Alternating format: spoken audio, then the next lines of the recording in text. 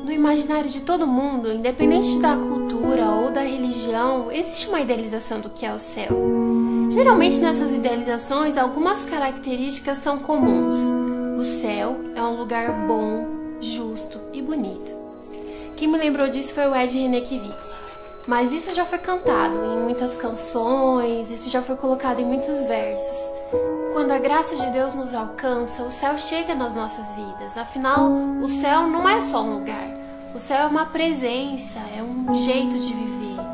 Então a gente pode transbordar de toda essa beleza, de toda essa bondade e justiça.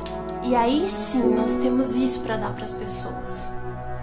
Em tempos de liquidez nas relações e fragilidade dos laços, em tempos onde eu faço para postar, para mostrar, eu tenho, porque só assim eu posso ser, é muito importante que nós conheçamos quem nós somos. E pela graça isso é possível. Em Deus nós podemos saber quem nós somos. Abençoados são vocês, que se contentam com o que são, nem mais e nem menos. Assim, vocês se verão como orgulhosos donos daquilo que não pode ser comprado. A graça nos mostra quem nós somos. Quando a graça entra, ela ilumina tudo que somos. Podemos ver ainda quem Ele quer que nós sejamos. Levantamos. Iluminados, seguimos pelo caminho. Às vezes com tempos de dores, alegrias, prazeres, perdas. Não nos poupamos de nenhuma dor, vivemos tudo. Nenhuma dor é maior do que a dor que nós tínhamos, aquele vazio antes não preenchido, mas que agora foi encontrado pela graça. Agora com Ele, não a dor que dure para sempre. Podemos passar tristezas, alegrias, tudo isso é passageiro, tudo isso nos faz conhecer mais dele. Ele se revela em todas as situações. As circunstâncias, elas não podem nos abalar. Afinal, agora, nós colocamos o coração no lugar certo. Abençoados são vocês, que colocaram o seu mundo interior em ordem. Assim, vocês poderão reconhecer Deus no mundo exterior. Nós somos aqueles que reconhecem Deus em todos os seus caminhos. Seguimos, caminhamos, lembrando que tudo quanto fazemos, fazemos para Ele e não para homens. Transbordando do seu amor, sabendo quem somos, vamos partilhar da graça que recebemos e espalhar o céu por onde passamos. Abençoados são vocês, que conseguem mostrar que cooperar é melhor que competir ou brigar. Assim, vocês saberão quem realmente são e o lugar que ocupam na família de Deus. Que em todos os nossos caminhos, nos encontros esperados ou inesperados, nós possamos partilhar do céu, levando beleza, justiça e bondade. Porque nós somos sal, o sal divino que dá sabor à terra. Que assim seja nas nossas casas, nos nossos caminhos, nas nossas cidades, nas nossas escolas, para que em cada lugar que a gente chegar, chegue também um pedacinho do céu, uma porção da graça de Deus. Iluminados, cheios da graça de Deus, vivendo o céu, sabendo quem somos, o único modo de viver depois disso é para responder esse amor, viver uma vida de missão. Não só viver uma missão, mas uma vida de missão, uma vida que responda a tudo que nós recebemos. Esse é o desejo do meu coração, que também seja o seu e que nós possamos fazer isso juntos, como família, como reino de Deus.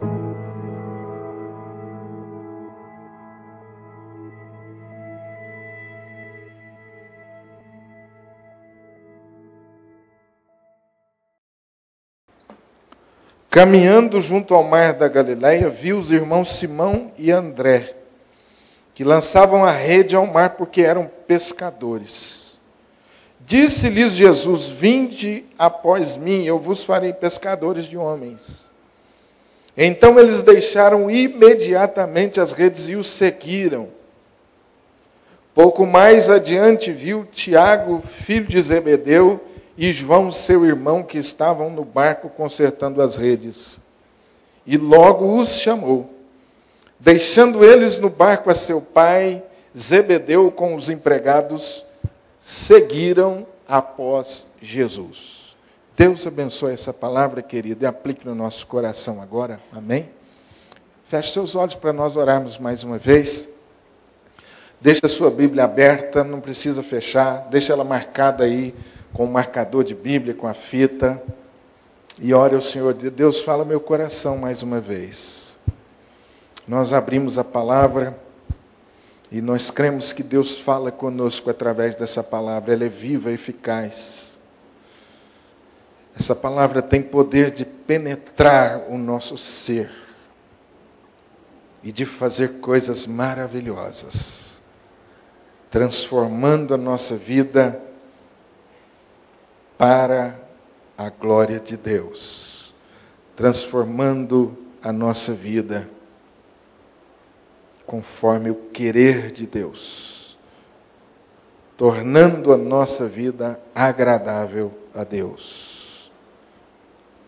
Peça para Deus fazer isso essa noite, falar com você. Esse não é apenas um ajuntamento religioso, nem social. O que está acontecendo aqui essa noite é algo que supera o que você pode encontrar em qualquer encontro social, em qualquer encontro religioso.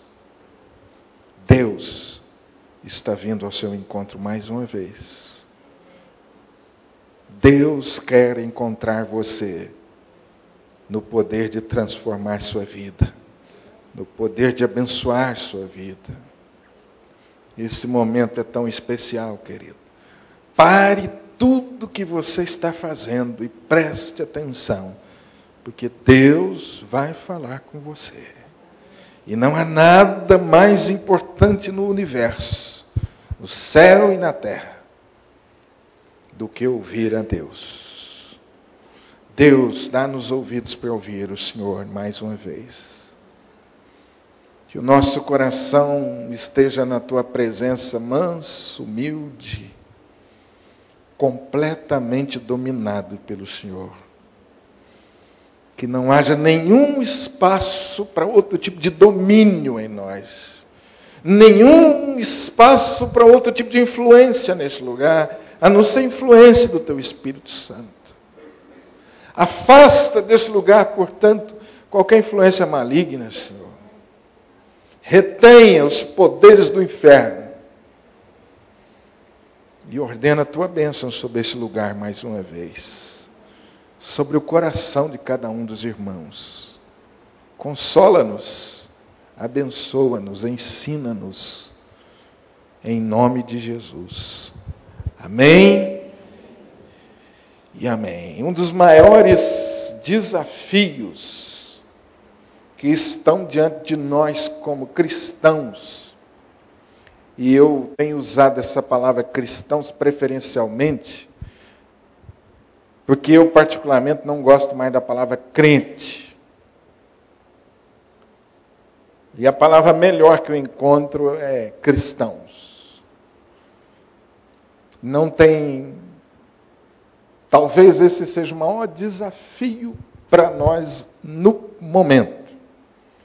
Vivermos o Evangelho genuíno, puro, do nosso Senhor e Salvador Jesus Cristo.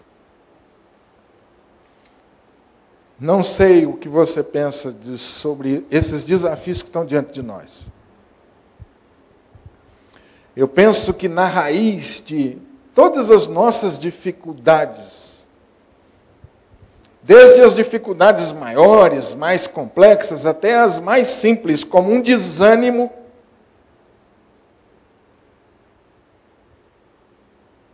está exatamente esse fato, o fato de nós não estarmos muitas vezes vivendo o Evangelho puro, genuíno, conforme a Bíblia Sagrada nos revela, o Evangelho do nosso Senhor e Salvador Jesus Cristo.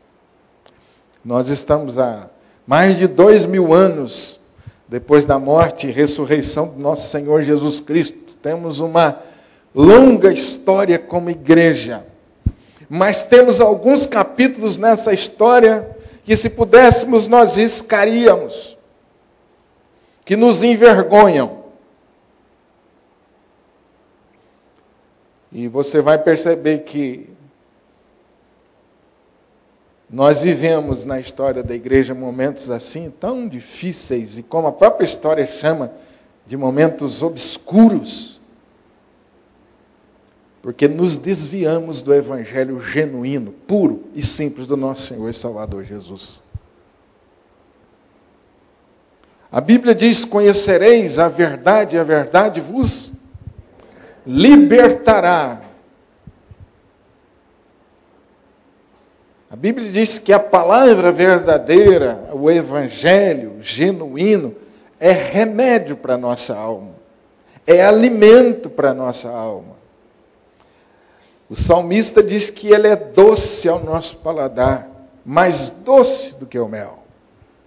Mas quando nós não vivenciamos esse Evangelho na sua plenitude, ou na sua essência não compreendemos, é veneno que nós comemos, é veneno que nós nos alimentamos. Por isso é tão essencial para mim e para você, nesse tempo que nós estamos vivendo, nos apegarmos com cuidado à palavra, a estudarmos a palavra de Deus com diligência, a empreendermos os esforços para que a gente possa entender esse Evangelho na essência. Eu gosto de começar a falar sobre cristianismo verdadeiro, puro e simples, a partir do texto que nós acabamos de ler. Esse é um dos textos que eu tenho para mim como referência, que vez por outra eu volto e tomo por referência para mim mesmo e muitas vezes para ajudar os outros. Esse texto você encontra no Evangelho de Marcos, no Evangelho de Mateus e de Lucas, o chamado dos discípulos, ou a vocação dos discípulos. Aqui Jesus está chamando seus primeiros discípulos.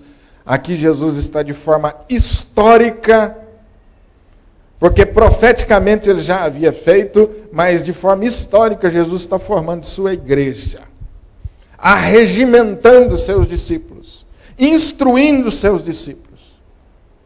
Portanto, esse texto é fonte segura para nós. Aprendermos o que é vida cristã, o que é cristianismo sincero, verdadeiro. Olhe para o texto, por favor. Algumas coisas assim, tão básicas e tão simples, mas que são tão essenciais. Caminhando junto ao mar da Galileia, Jesus viu os irmãos Simão e André que lançavam rede ao mar, porque eram pescadores. Então Jesus disse-lhes, e a partir daí você tem o chamado de Jesus para tornar-se discípulo. Vinde após mim, eu vos farei pescadores de homem. Toda a vida cristã, todo cristianismo autêntico e genuíno começa com um chamado. Começa com vocação. Quando você lê as cartas do apóstolo Paulo, você vai ver quantas vezes essa palavra se repete e aparece. Cristianismo começa com chamado, com vocação. E isso traz tantas verdades importantes para nós. Chamado de Jesus, vocação de Jesus. Foi Ele que me escolheu, foi Ele que me chamou, foi Ele que te escolheu, foi Ele que te chamou. Foi Ele. A iniciativa foi dele. Houve um chamado. Como nós vamos aplicar isso para nós hoje? Está mudando o som demais aí, eu estou ficando meio apavorado. Estão me ouvindo bem? Que aqui para mim está... Pode deixar como estava no começo que está bom. Chamado. O que eu estou querendo dizer com isso? De que maneira isso se aplica para a minha vida, pastor? Porque hoje Jesus não está fisicamente entre nós. Como acontece isso? Como que acontece esse chamado? A Bíblia fala que é o chamado, que é a vocação das trevas para a luz. É o chamado, é a vocação do domínio das trevas para o reino do Filho do seu amor. O chamado de Jesus, através da ação do Espírito Santo, que toma a palavra de Deus. O Espírito de Deus é quem chama, o Espírito de Deus é quem vocaciona. E a Bíblia diz que o Espírito de Deus tem na sua mão a palavra, ela é a espada do Espírito, a palavra. De alguma forma, e aí, querido, as formas são as mais diversas possíveis. O Espírito de Deus, em algum tempo da minha vida, da sua vida, vocacionou, chamou você, agiu poderosamente no seu coração, constrangeu você. Talvez, se tivesse oportunidade, cada um de nós poderíamos aqui levantar e dar um testemunho daquilo que nós chamamos de conversão. Às vezes nós identificamos com um momento no culto emocionante, mas se você for parar para pensar bem, esse chamado, essa vocação começou antes. De alguma forma o Espírito foi usando essa palavra e constrangendo e amolecendo e preparando o terreno do seu coração, até que um dia a luz raiou. A luz de Deus raiou sobre a sua vida. E o seu entendimento se abriu. E aí a Bíblia diz que nós passamos por um processo que nós chamamos de conversão, de mudança, de transformação. Isso é operado pelo Espírito de Deus. Jesus estava andando sobre o mar e ele viu. Um dia Jesus viu a sua vida, olhou e viu você no meio dessa multidão, desse universo. O olhar de Jesus se dirigiu de forma especial para a sua vida. A Bíblia diz que a graça se manifesta na vida de todos, justos e injustos, mas tem uma graça direcionada de maneira especial naqueles a quem Deus chama. Você foi alvo dessa graça especial de Deus um dia. Amém. Eu não sei como foi a sua história, irmão. Algumas histórias aqui eu já tive oportunidade de ouvir, algumas eu já tive o privilégio de participar. Dessa operação que a gente chama eficaz e irresistível do Espírito Santo.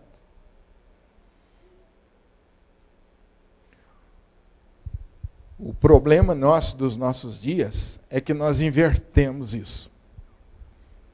Há um evangelho sendo pregado por aí que diz que é nós que escolhemos a Jesus. Há um evangelho sendo pregado por aí que tira Deus do trono, da soberania de Deus, destitui Deus, pelo menos em ideia. Porque, na verdade, ninguém pode fazer isso. Há um evangelho sendo pregado por aí que inverte as posições. Tantas e tantas e tantas vezes o Evangelho, e toda a Bíblia é sagrada, mas os Evangelhos fazem questão de nos mostrar. Abra sua Bíblia comigo lá em Efésios, por favor, querido. Que Paulo, de uma forma mais profunda, ele explica isso. Como que aconteceu isso? Efésios capítulo 1. Por favor, abre sua Bíblia lá.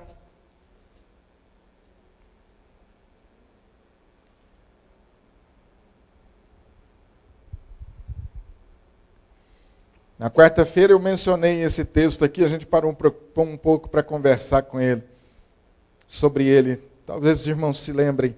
Efésios capítulo 1, versículo 3 e 4, diz assim: Bendito Deus e Pai de nosso Senhor Jesus Cristo, que nos tem abençoado com toda sorte de bênção espiritual nas regiões celestiais em Cristo, assim como nas regiões celestiais nos escolheu. Nele, quem, gente? Jesus. O próprio texto, numa análise aí, vai te mostrar que o nele é Jesus. Antes da fundação do mundo. Para sermos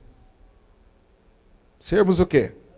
Santos e irrepreensíveis perante ele, hein?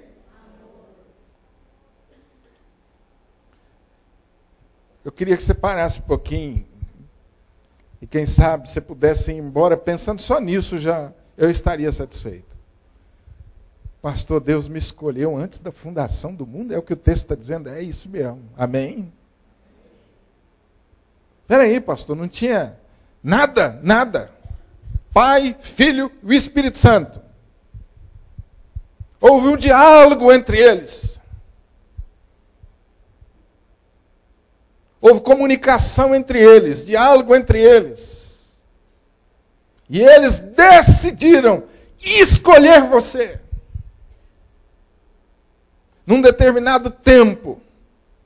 Isso iria se concretizar dentro da história. Eu vejo muita gente se tratando de filiação de sangue, filiação carnal, às vezes revoltado com o pai, com a mãe, com a família, com Deus, porque não foi desejado. Tem histórias interessantes. Pastor, pessoa revoltado, porque eles esperavam a menininha. Diz mamãe que o quarto era todo rosa. Já vi gente falar. Eu não fui esperado. Eles queriam um menino. Ou eles não me queriam. Eu fui erro. Eu sou fruto de um erro, de cálculo do meu pai e da minha mãe. Eu nunca fui desejado. Tem gente que justifica os seus traumas a partir disso. Os seus desencontros, as suas tristezas, suas amarguras. Tem muita gente que parte daí. E eu não nego que essa rejeição paternal tem efeito sobre nós. Terrível, não nego isso não. Mas eu mostro para você muito mais a cura disso. Deus amou você antes da fundação do mundo. Quis trazer você à luz e tornou você filho amado, querido. E disse assim, você vai viver para a minha glória. Antes da fundação do mundo. Nas regiões celestiais, decidiram que você se tornaria filho amado e querido. Amém? Pense nisso. Volte lá para o texto, por favor. Em primeiro lugar, o cristianismo autêntico, verdadeiro, a vida cristã que a gente tanto fala, não começa, meu amado irmão, com a membresia na igreja. Não começa com a sua escolha de vir à igreja ou de uma denominação religiosa. Cristianismo não é adesão à religião. Ah, meus amados irmãos, nada tão urgente nos nossos dias de ser pregado que é isso. Tem muita gente que acha, venha para a nossa igreja. Venha para a nossa igreja. A ideia é essa. Adesão à igreja salva, torna você cristão. Talvez a gente encontre aí a razão do porquê um cristianismo muitas vezes fraco, sem testemunho. Muitas vezes as pessoas ficam na igreja durante tanto tempo, se desanimam, se desencantam, vão embora, nunca mais aparece. E a gente fica pensando, o que será que aconteceu com ele? Talvez a gente encontre a resposta aqui. Ele foi encantado pela propaganda da igreja, aderiu à religião, tornou-se membro, foi batizado. Sou cristão. Não, amado. Começou antes disso. Alguém torna-se discípulo de Jesus com a operação eficaz do Espírito Santo. Isso é sobrenatural. Não há igreja nenhuma que possa fazer isso por você. Não há pastor nenhum que possa fazer isso por você. O Evangelho genuíno diz que só Deus é quem faz isso.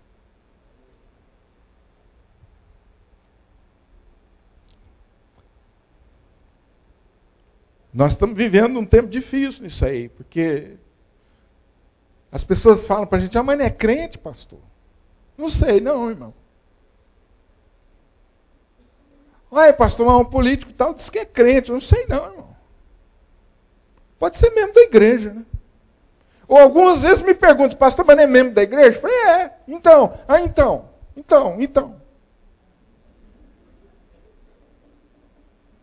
Você é membro da igreja, é?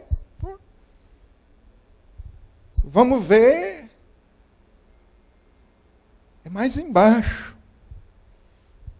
Às vezes é membro da igreja, mas não passou ainda por esse processo. Nós estamos ficando chocados com isso. Nós estamos ficando chocados com isso. A gente não sabe mais o que falar e nem responder. A verdade é essa. Nós, como igreja evangélica nesse país, estamos vivendo nessa situação hoje. E isso não é coisa da grande cidade ou da mídia enfocando determinados lugares. Isso é para todo lugar.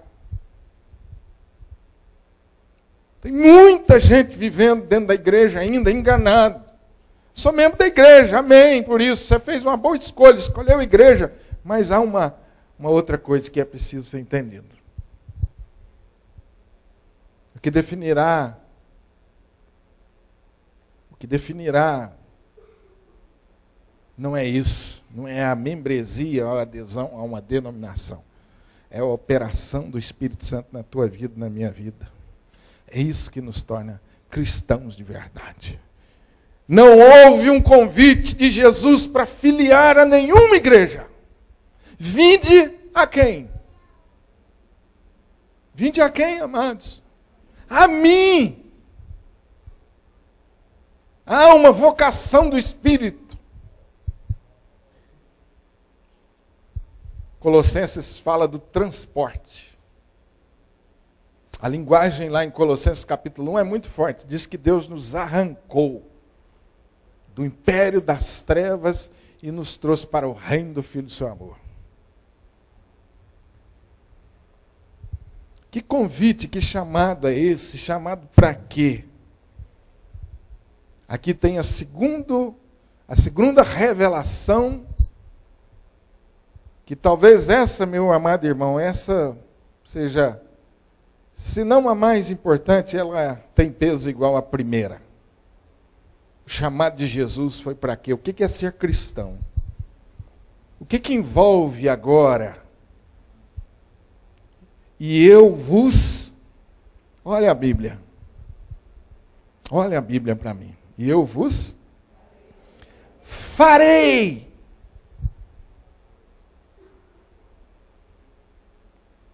pescadores de homens. Tem um negócio aqui que não está batendo. Espera aí, pastor. Pescador de homem, que negócio é esse? O convite de Jesus, ele me tirou das trevas para a luz, para me fazer pescador de homem. Mas vamos por parte aqui. Antes do pescador de homem tem um farei.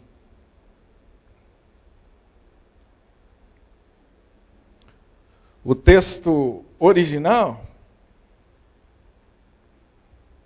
nos mostra que a expressão ou o verbo farei aqui é um verbo usado para se referir a trabalhos manuais, trabalhos artísticos, trabalhos manuais,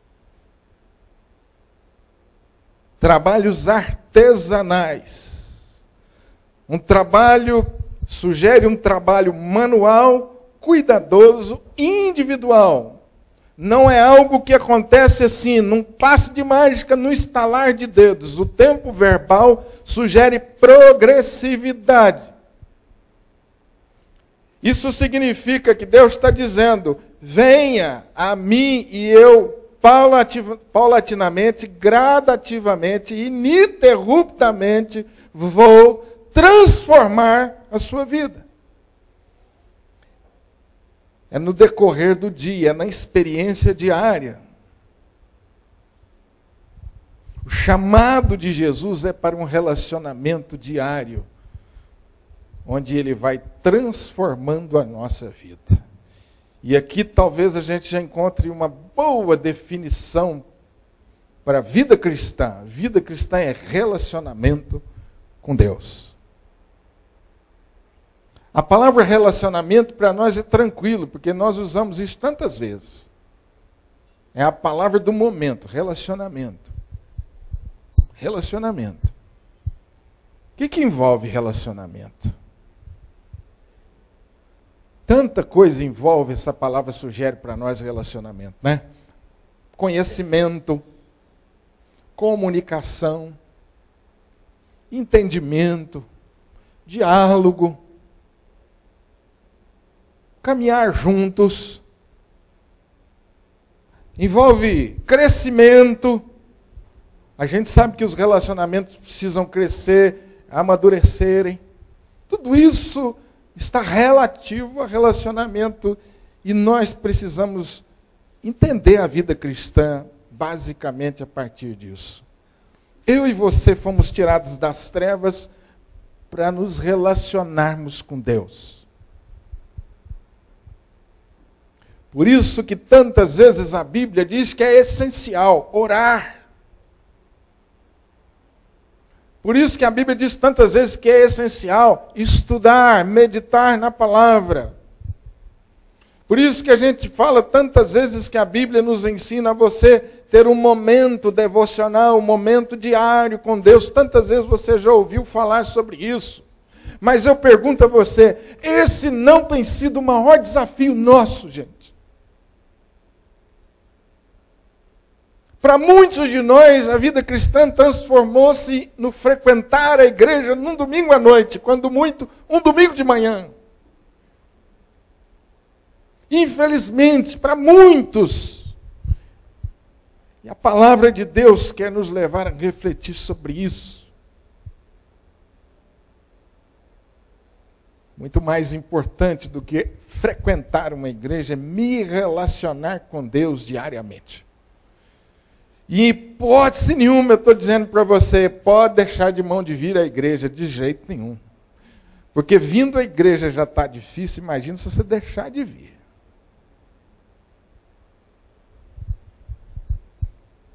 O grande desafio meu e seu, como cristãos que somos autênticos e genuínos, é isso. Desenvolver o nosso relacionamento com Deus. Hoje nós cantamos uma música que fala sobre isso. Já não tenho vos chamado de servos, mas de amigos. Um versículo tão pequeno na Bíblia, mas encerra uma verdade tão importante, tão fundamental, acerca do desejo de Deus. Por que Deus me criou você, para se relacionar com Ele? A minha vida, a sua vida, a minha existência, a sua existência, agora é para relacionarmos com Deus. A minha vida, portanto, é para a glória de Deus. Tudo que eu sou, tudo que eu faço é nesse sentido de estreitar esse relacionamento com Deus. Nós estamos vivendo em tempo em que dizem que a igreja é superficial. A nossa igreja, a igreja evangélica, tem sido acusada de superficialidade. Conhecemos pouca palavra, porque não nos assentamos para ouvir. Temos dificuldade com a oração, porque nos exercitamos tão pouco na oração.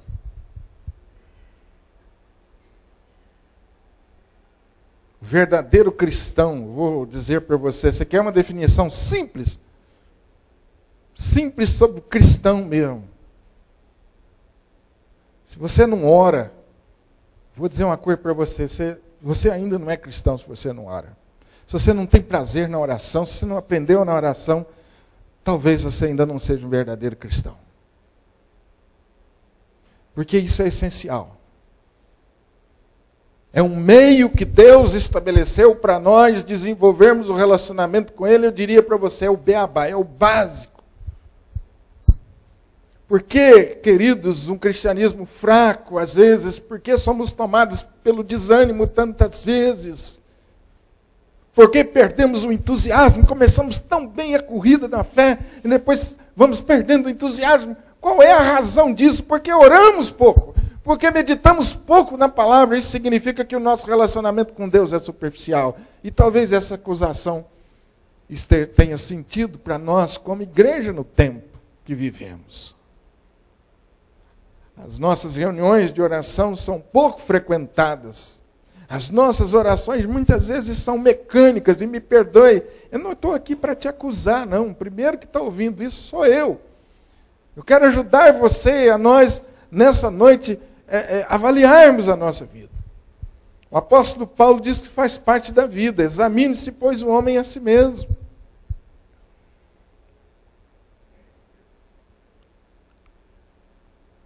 O desafio é nós nos relacionarmos com Deus. E é a presença do Espírito Santo de Deus em nós que nos capacita a nos relacionarmos com Deus. Isso é sobrenatural. Não dá para te explicar isso, não. O Espírito de Deus habita em você. E é Ele que conecta você com Deus, estabelece uma linha direta com você. Amém? A verdade, uma das verdades mais extraordinárias da Bíblia Sagrada nos revela isso. O Deus Todo-Poderoso habita a minha vida e a sua vida. E é Ele que me conecta com Deus. Eu tenho vida porque eu estou conectado com Deus. Essa é essencialmente vida cristã. Ah, meu irmão, você pode subir escada, descer escada, pode fazer promessa, pagar voto. Se você não está conectado com Deus, é só religiosidade. É só religiosidade. E mais cedo ou mais tarde, ela se torna um fardo pesado demais para nós. Uma das coisas mais pesadas e cruéis é religiosidade. Ela produz o auto-engano. Ela me dá a sensação, a ilusão de que eu estou em comunhão com Deus vivo e verdadeiro, mas cada vez mais eu estou mais distante dele.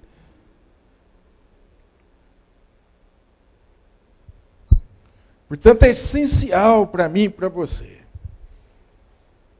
A gente ora tanto pedindo, Deus me abençoe. Eu já vi tanta gente na leitura do Evangelho, pulando as primeiras folhas e indo lá para os milagres. Antes do milagre dos pães e peixes, antes do andar por sobre o mar, meu irmão, tem o capítulo 1 aqui. Tem gente que já pula, né? Eu quero o milagre dos pães, eu quero a bênção da prosperidade, mas sem passar pela cruz. Sem o processo do relacionamento com Deus, não há bênção, meu amado.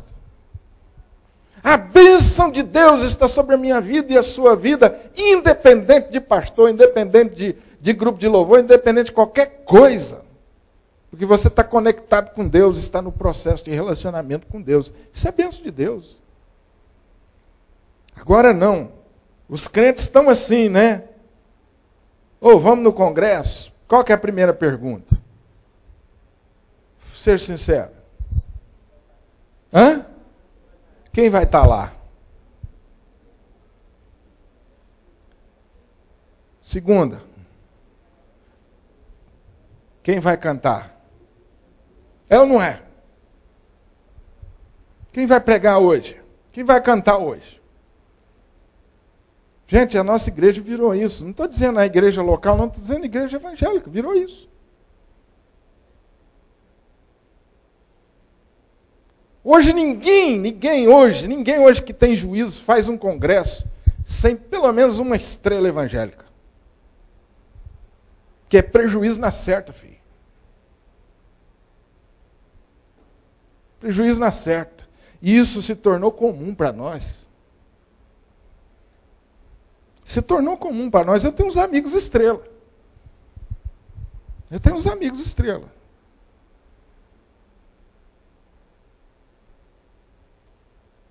O pastor Marcelo Galberto conversando comigo, eu falei, pastor Marcelo, você sumiu. Ele falou, não, eu cansei de ser peru de festa. Eu falei, que é isso, Marcelo? Ele falou, peru de festa. Eu resolvi ser só pastor. Eu falei, irmão, amém. Sumiu do mapa. Eu falei, o povo está achando que eu larguei a fé. Não, eu deixei de ser estrela. De ser objeto. Pastor, se o senhor não for, não vai ter. Gente, cadê o Jesus? Que nós cantamos e pregamos que é a razão da nossa existência, do nosso ser, a razão de tudo.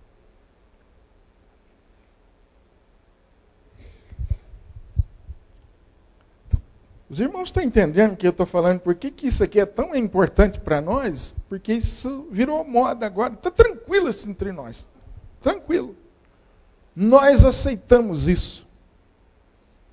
Não basta Jesus mais. Tem que ter uma estrela. Através do qual Deus se revela de forma especial.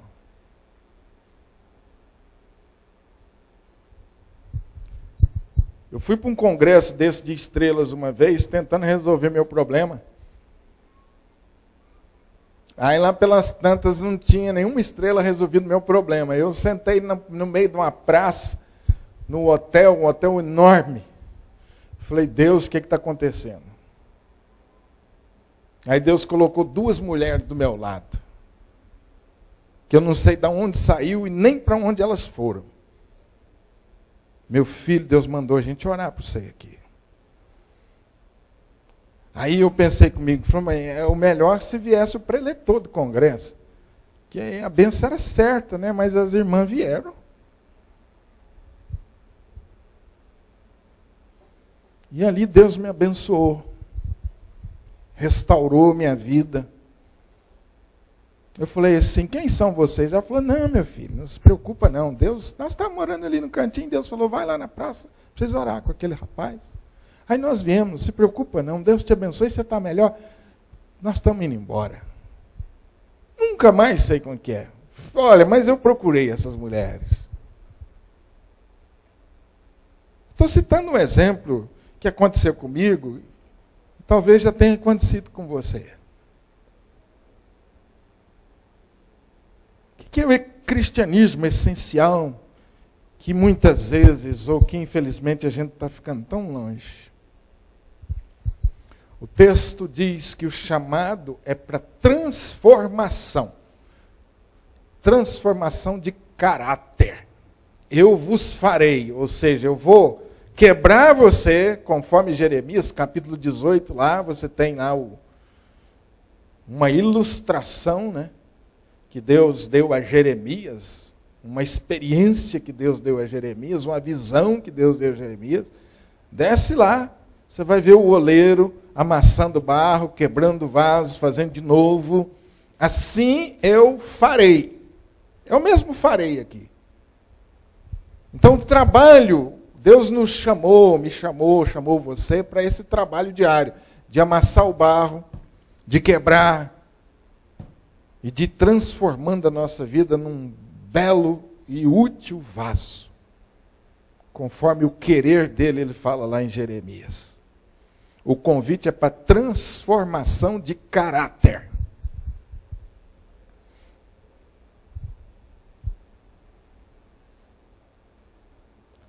Aquele que mentia, não minta mais. Paulo fala. Vamos abrir lá? Efésios, de novo? Vamos lá no Efésios. Por favor, vamos dar um pulinho lá.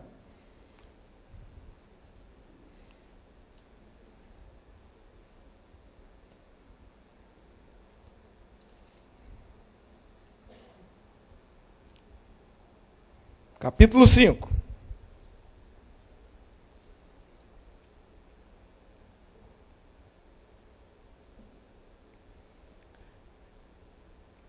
Efésios capítulo 5. Sede, pois, imitadores de Deus como filhos amados e andai.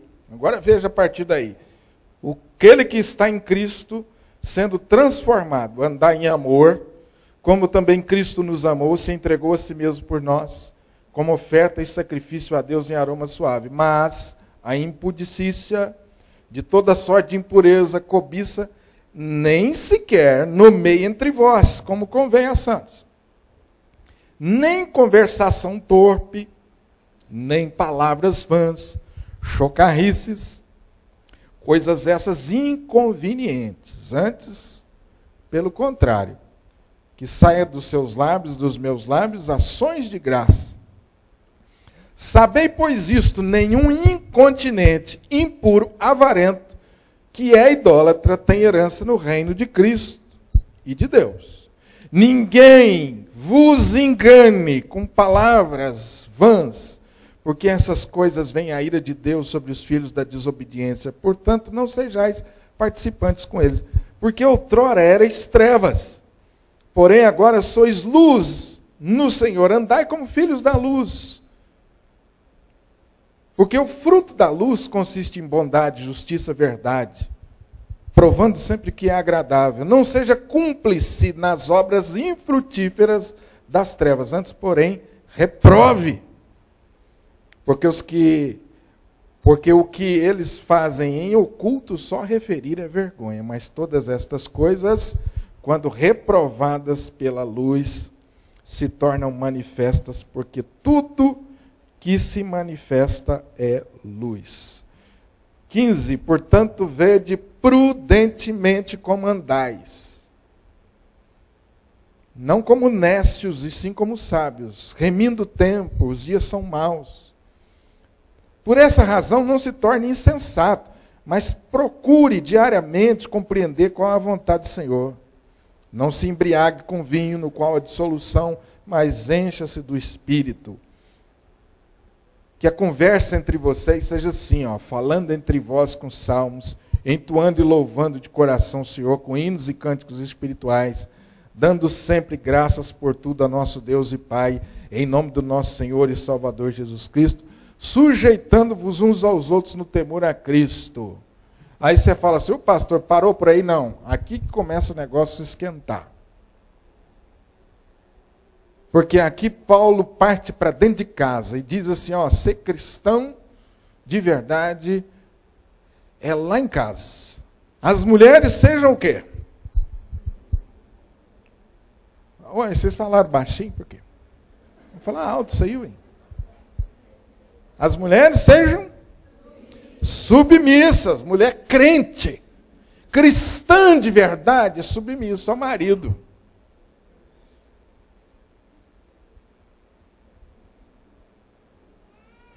Porque o marido, aí vem, segura a onda agora. Mulherada, fica aí, olha aí. O porrete na cabeça dos homens. Porque o marido é o cabeça da mulher, como também Cristo é o cabeça da igreja, sendo esse mesmo Salvador do corpo. Como, porém, a igreja está sujeita a Cristo, assim também as mulheres sejam em tudo submissas ao marido. Maridos! E agora, gente? Amai, como também Cristo amou a igreja e a si mesmo se entregou por ela. Então, quem ri por último, ri melhor. Então, a mulherada pode rir da gente, porque nós nos demos mal mesmo. O homem, ele ama a esposa como Cristo amou a igreja. Ele dá a vida por ela. Para que a santificasse.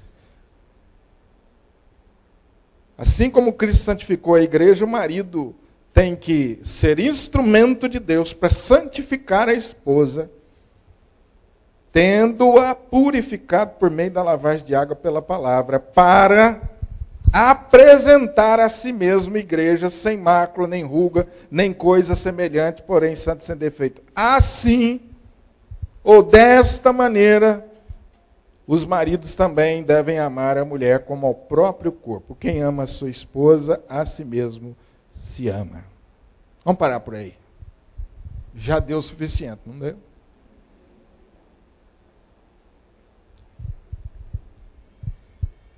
Imagine vivendo nessa dimensão, como seriam os nossos lares. Vivendo nessa dimensão, como nós seríamos como servos, empregados, empregadores. Que revolução que seria. Isso é cristianismo.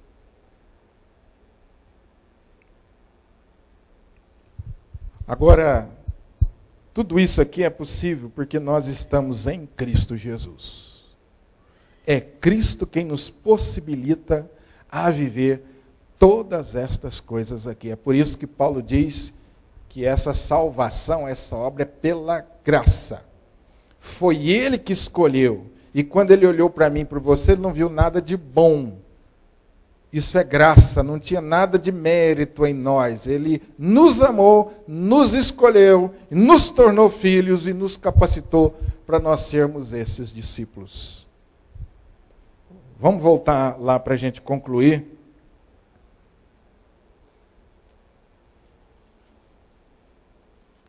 Marcos capítulo 1, que é cristianismo verdadeiro.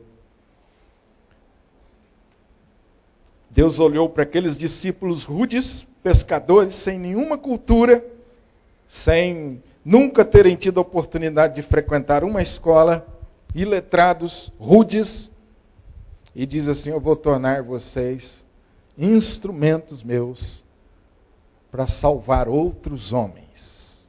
Vocês vão deixar de pescar peixe para pescar homem. Aqui tem a outra característica do cristianismo. O verdadeiro cristão, ele é evangelista. Ele anuncia o evangelho, ele fala de Jesus, ele faz outros pescadores de homens. E essa aqui é outra verdade que a gente está precisando resgatar na nossa vida. A gente faz tanta coisa na igreja, tem tanto cargo, tem tanto título, e quando você pergunta assim: meu irmão, você podia evangelizar ou falar de Jesus para alguém? Pastor, não estou preparado, não. Às vezes nós frequentamos uma escola dominical 20 anos, e se colocar uma Bíblia na nossa mão para falar de Jesus, nós não sabemos nem por onde começar.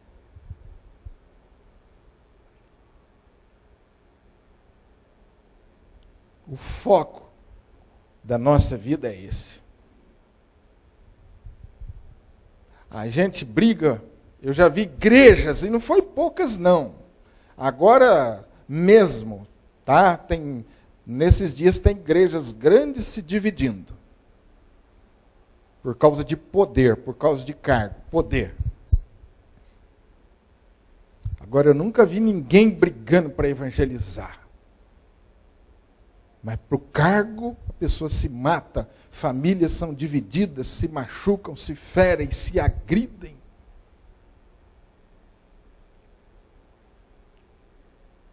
Talvez tenhamos perdido o foco. Salvar vidas é nosso negócio. E quando, querido, nós estamos longe dessa verdade, nós voltamos às práticas anteriores de uma forma pior. Nos tornamos egoístas demais. E não estamos nem aí um pouquinho preocupados com aqueles que não têm a Jesus. Nem um pouquinho. O importante sou eu. a minha edificação, a minha vida. E aqueles que não têm a Cristo. Esses vão dar conta de si mesmos a Deus, isso é problema deles. Às vezes a gente não fala, mas a gente acaba pensando desta maneira. Jesus falou assim, só tem um propósito para qual eu vou transformar você. Aliás, 2 propósitos básicos que estão ligados. Primeiro, eu vou transformar você, farei de você alguém para se relacionar comigo, para viver para a minha glória. E segundo, para trazer outros, para compartilhar o Evangelho, para fazer pescadores de homens. Essencialmente, vida cristã é isso, relacionamento com Deus, evangelização. Isso é vida cristã. De vez em quando a gente precisa dar uma chacoalhada na vida da gente para cair um punhado de cargo, de diploma que a gente vai ganhando na igreja, de status. A gente precisa dar uma chacoalhada para essas folhas secas caírem, para Deus fazer nascer folhas verdes e frutos que agradem a Deus. O fruto que agrada a Deus, meu irmão, é a minha vida no altar de Deus. E outras vidas que vão chegar ao conhecimento de Jesus através da minha. Isso é o que agrada a Deus.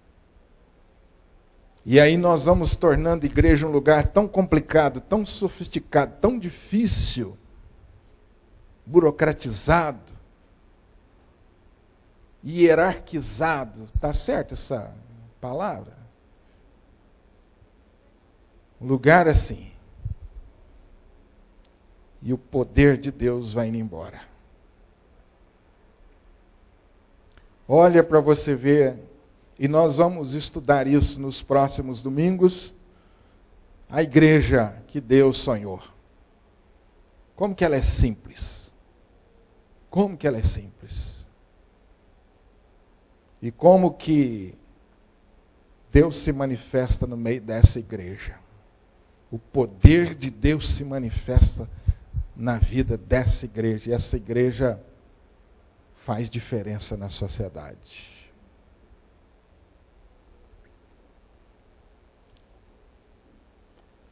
Qual que é o momento que você está vivendo? O texto diz que depois de ouvir o chamado de Jesus, imediatamente eles largaram tudo e seguiram a Jesus. Seguir a Jesus, vida cristã, envolve renúncia. Não tem ninguém que tenha tornado-se discípulo de Jesus que não tenha que renunciar a alguma coisa. Essencialmente, vida com Deus requer renúncia. Alguma coisa você teve que deixar, alguma coisa teve que mudar. Aquele que minta não minta mais, aquele que rouba não rouba mais, aquele que falava palavras vãs não fale mais, e assim por diante. Há coisas que você vai ter que mudar e fazer que o Espírito vai levar você a fazer. É renúncia. Imediatamente eles resolveram deixar aquela vida e seguiram a Jesus. Que ponto que você está na sua caminhada? Eu queria terminar fazendo essa pergunta para você. O mesmo Jesus está entre nós, amém? Chamando homens e mulheres para torná-los discípulos. Hoje, mais uma vez, em alto e bom som, tão claro, ele fez o mesmo que ele fez naquela praia. Ele olhou e viu, e chamou. E fez um desafio. Os discípulos tornaram-se o que se tornaram, porque atenderam ao chamado, à vocação. E tornaram-se esses homens e mulheres que transformaram o mundo. E graças a eles nós temos o Evangelho e a igreja hoje. Mesmo Jesus está chamando. Quem sabe você poderia se identificar com aqueles que estavam atrás de Jesus por causa dos milagres. Havia uma multidão atrás de Jesus, impressionada com os milagres. Havia outro grupo preocupado, porque Jesus era uma ameaça do poder religioso. Então eles estavam ali como curiosos, olhando. Há diversos grupos ao redor de Jesus. E à medida que a coisa foi se acontecendo, desenvolvendo, Jesus foi formando a sua igreja.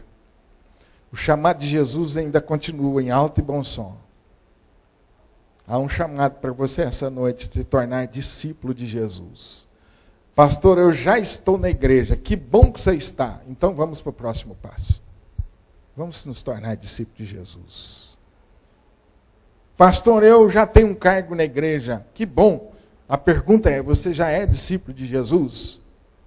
Não, pastor, eu sou presbítero há muitos anos. Espera aí um pouquinho, a pergunta é, você é discípulo de Jesus?